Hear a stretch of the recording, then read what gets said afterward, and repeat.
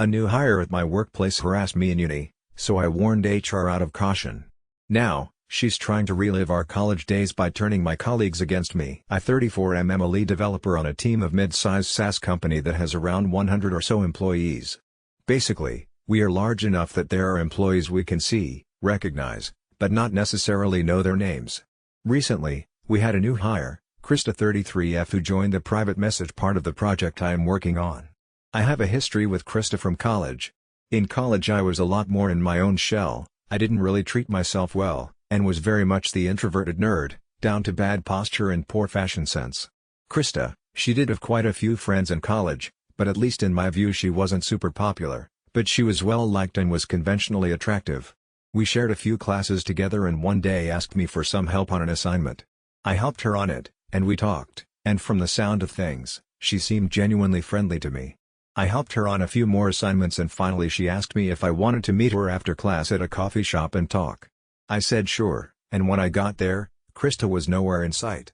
I waited about 20 minutes before I called her. She answered and started laughing, and I heard several other voices laughing, Krista saying something like, "Why would I want to date a fat loser like you?" Looked out the front window of the shop and saw one of Krista's friends holding up her camera phone and it looked like she was recording. Next few weeks there were jokes about me. Flyers with my face from the coffee shop vid plastered up with creep in bold letters on top. Kept my head down, and within a month the next big thing popped up on campus and I was forgotten. Didn't stop Krista and her friends from going "you creep" when they saw me, but I guess for the rest of the campus it got old, so I never got accused of anything, or even really ostracized by the rest of the student body. After college, I did learn about self-care a bit better, plus I usually am with other programmers, so I really don't stand out as a social outcast. When Krista was introduced to our team, I don't think she recognized me, and it's only been a week, but I want to know if bringing up the college incident is even worth it for HR. Most of my rational brain really wants to just let this go, treat Krista as a new person, and get on with me, but I have a small fear that she might tell a skewed version of the college events and sour the team I'm on against me, so I should at least disclose to HR so in case she does start telling tales I have recourse. Reddit, would I be the idiot if I told HR about my past with Krista? Update: yesterday some things happened, some bad, mostly good. There were mixed responses, most telling me to tell, but one HR professional saying I shouldn't. Due to the mixed messaging, I did consult a local employment lawyer. The lawyer told me that I should make HR aware of the past I have with Krista but make it clear that there was never anything disciplinary acted upon me in college. He asked if my job had a copy of my transcript, and I verified that it did.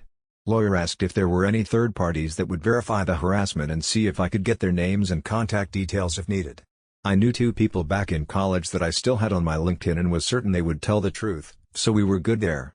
Lawyer told me to just request a meeting with HR and my supervisor, say there was a past with Krista, there was never any charges or disciplinary action, and I have 2 witnesses if they ever need verification.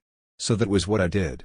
Friday morning, I came into the office and sent HR and my supervisor an email requesting a formal meeting at 10 a.m. My supervisor came to my desk and asked if everything was okay, and wanted to make sure I was happy. I told him everything was fine, I wasn't leaving, and it wasn't anything with him or the team. He seemed relieved and by 10 a.m., we rolled into the conference room with the HR officer. I thanked them both for taking time out of their day to meet me, and then I did as my lawyer instructed.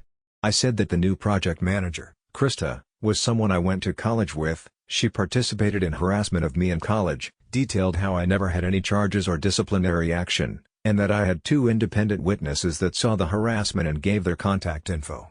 My supervisor seemed shocked, and the HR officer went through the info I gave her for a minute and then the 2 of them talked for a minute. Finally, Krista was called in. When Krista walked into the conference room and saw me, HR, and the team's supervisor, she seemed shocked. HR started with something like, "We have been told you to have a past." Krista sat down and looked pretty shocked throughout. She did admit to the bullying but tried to reframe it as a misunderstanding repeatedly. She never outright said what the bullying was, but then she was told that since this was an incident in both our pasts that nobody once brought up again, that it should stay dead. HR made it clear that this is not to be a funny watercooler story to share. Krista and I both agreed to that, but Krista still looked shaken. Noon was coming up right when the meeting was wrapping up.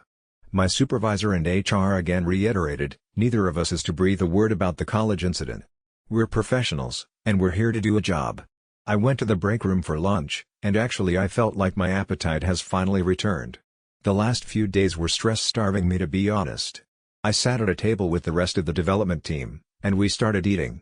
Halfway through my sandwich, another co-worker, Sandy 30F, came by and said, "So I heard an interesting story yesterday about you and Krista," with a big grin on her face. She didn't get further because my supervisor was at our table, stood up, pointed at Sandy, and across the room at Krista, and said, "You too." Conference room. Now, I wasn't privy to what happened in the conference room, but I did see the HR officer go into the room 2 minutes later, looking pretty pissed and with a mustard stain on her shirt. I guess she got the call and was interrupted during lunch. Not sure what went on. The rest of my team asked what that was. I said, "I have no idea," and just kept eating. 5 minutes later, 2 more co-workers on other parts of the project were brought into the conference room. Lunch ended and we went back to work, but speculation was high. It wasn't until 3 that the conference room finally emptied. Krista looked like she was crying, and the others that were in the room with her seemed to treat her quite coldly. Not sure what this will mean, but it appears for now, Krista is still working here. But I appreciate the lengths HR and my supervisor are taking to ensure this won't blow up further. Update 2: Monday wasn't a shit show, so that was good.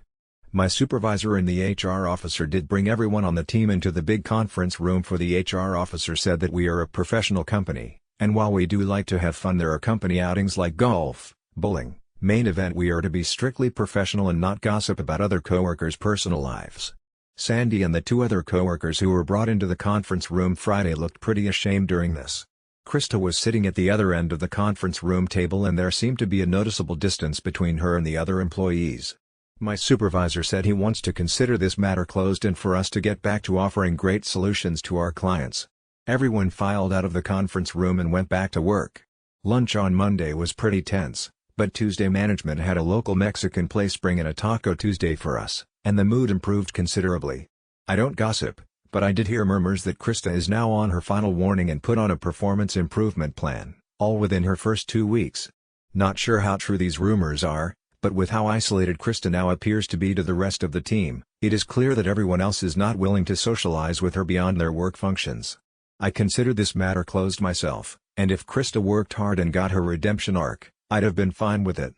But then last night happened. Not sure where Krista got my address, but she was outside my house last night, and luckily my doorbell camera caught it, so I can pretty accurately transcribe it. She rung and asked if we could talk. I said through the digital doorbell there was nothing to talk about, and she better leave because this is now harassment. She pleaded for me to come outside and discuss it. I declined and emphasized she's not welcome. She then said she had a crush on me in college, that her friends found out she asked me to coffee and pressured her to turn it into a harassment campaign, and she was afraid of them disowning her for liking a guy like me. Guys, I wanted to laugh so ducking hard. I was socially awkward back in college, but even I knew this was bullshit. Hell, I wasn't even interested in Krista for a date. I thought she wanted to be my friend. I told her that I didn't care what she has to say, she has to leave. She told me I could just ask Sandy what she told her, and it would clear this all up. I declined and said that this matter in the office is closed. Krista finally made an exaggerated sigh and walked off. I took the video recording from the doorbell and sent it to the employment lawyer and will give it to my supervisor and HR today. I will be shocked if she will last longer than this Friday now. Update 3: Krista is fired. I didn't even have to send HR the doorbell cam vid, but I did send it to the lawyer I was talking to. Lawyer is drafting a cease and desist and potentially a restraining order if needed. Krista somehow got my address from someone in IT. The IT new hire is suspended because of this data breach, and everyone got a memo about data security yesterday morning, including the usual about phishing scams.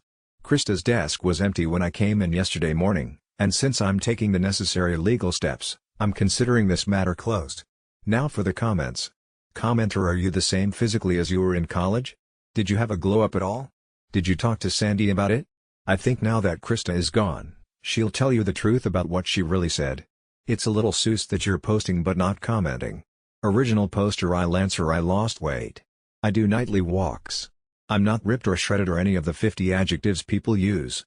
I also dress a little better. Nothing like designer clothing, just newer slacks and button-up shirts that fit me. Wouldn't consider it a glow-up, just learning self-care. No, not going to talk to Sandy about it either.